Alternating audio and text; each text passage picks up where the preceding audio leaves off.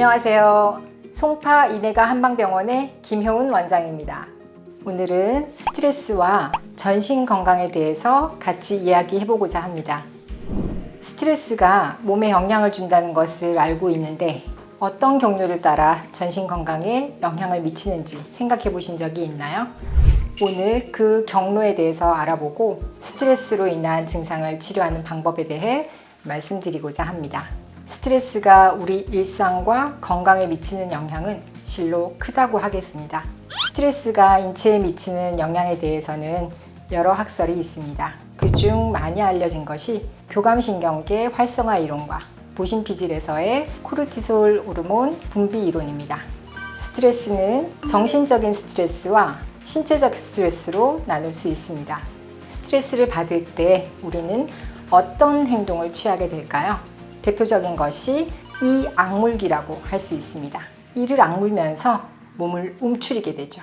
화가 날 때도, 억울해서 참아야 할 때도, 불안할 때, 감정적인 어려움이 있을 때도 턱을 물게 됩니다.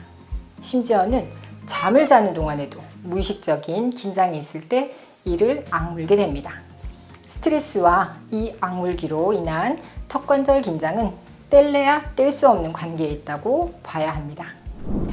그러면 턱관절은 무엇일까요? 턱관절의 정식 명칭은 측두하악 관절입니다. 측두골과 하악골이 만나는 관절로 입을 벌리고 닫을 때 움직여지는 관절입니다.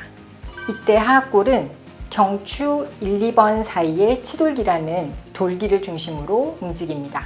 만일 오랫동안 한쪽 턱으로 음식을 씹고 한쪽 방향으로만 잠을 자서 한쪽 근육이 수축하게 되면 경추 1번과 2번은 틀어지게 됩니다.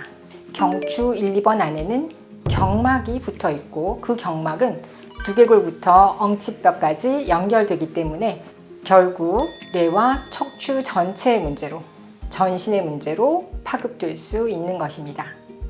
그리고 인체의 근육은 근막이라는 결합 조직에 의해 서로 연결되어 있습니다. 결국 턱관절 주위의 근육 긴장은 전신 근육과 근막으로 연결된 인근 장기에도 영향을 줄 수 있는 것입니다.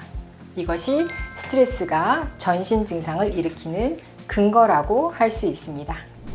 스트레스로 인한 이 악물기는 어떤 요인과 만나서 어떤 증상을 일으킬까요? 좋지 않은 생활 습관과 진액 부족 현상을 요인으로 들 수 있습니다. 첫 번째로 좋지 않은 생활 습관이란 한쪽으로 씹는 것, 한쪽으로 자는 것, 엎드려 자는 것, 한쪽으로 턱을 괴는 것, 한쪽으로 볼펜을 무는 것, 핸드폰을 한쪽 턱에 괴고 통화를 하는 것 등이 있겠습니다. 두 번째로 진액 부족 현상이란 몸에서 수분이 감소하는 것을 말합니다. 위와 장이 약해져서 진액 흡수가 적어지거나 과로나 심한 다이어트, 갱년기 컨디션 등으로 갑자기 진액이 줄어드는 상황을 말합니다. 대표적인 증상으로는 턱관절 자체의 통증과 입이 안 벌어지는 개구장애가 있겠습니다.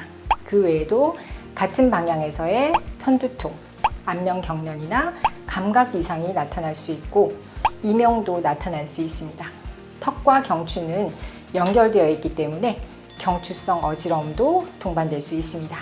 턱은 인체의 유일한 양측성 관절로 처음에는 한 방향 증상으로 나타나다가 나중에는 양측 증상을 보일 수 있습니다. 스트레스가 심할 때 흉통을 느끼는 경우가 있죠. 심장검사상 이상이 없는데 흉통이 있는 경우에 턱관절 근막에서 연결된 증상으로 볼 수 있습니다. 특정 증상이 지속될 때 우리는 구체적인 검사를 받아보시는 것이 필요합니다. 그러나 그 결과 특별한 소견이 나타나지 않을 때는 턱관절 경로상의 문제일 수 있기 때문에 내원하셔서 진찰 받으시기를 권해드립니다. 이런 증상에 대한 송파 이내가 한방병원의 치료 방법을 소개하겠습니다. 우선 문진을 한 후에 한 양방 협진 시스템에 따라 필요한 검사를 시행합니다. 진찰 결과에 따라 치료가 들어갑니다. 침구 치료가 있습니다. 턱관절을 비롯해 연관된 부위의 근긴장을 직접 해소하는 데 도움이 됩니다. 필요시에 위와 장에 대한 치료도 병행하게 됩니다. 다음 추나 치료가 있습니다. 턱관절을 직접 만져서 푸는 턱관절 추나와 경추를 비롯한 척추 균형을 조절하기 위한 전신 근막 추나 요법입니다. 턱 이완 장치가 있습니다. 턱관절 주위 수축된 근육의 길이가 근본적으로 변화될 수 있도록 돕습니다. 한약 치료가 있습니다. 앞서 설명했듯이 이런 문제들은 대부분 진액 부족이라는 환경을 만날 때 더 드러나게 됩니다. 진액 부족의 원인에 만든 치료 한약을 개인에 맞게 처방받게 됩니다. 그 다음 생활요법에 대한 교육입니다. 이런 증상들이 나타나는 원리를 배우고 그동안에 좋지 않았던 습관을 찾아서 고칩니다.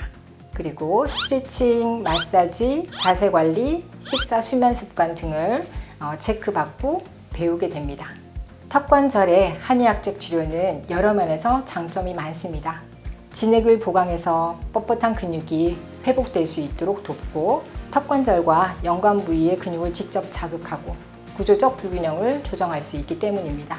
그러나 교정교합에 문제가 있는 경우나 증상 양상에 따라서는 다른 전문 분과의 협진도 필요할 수 있습니다.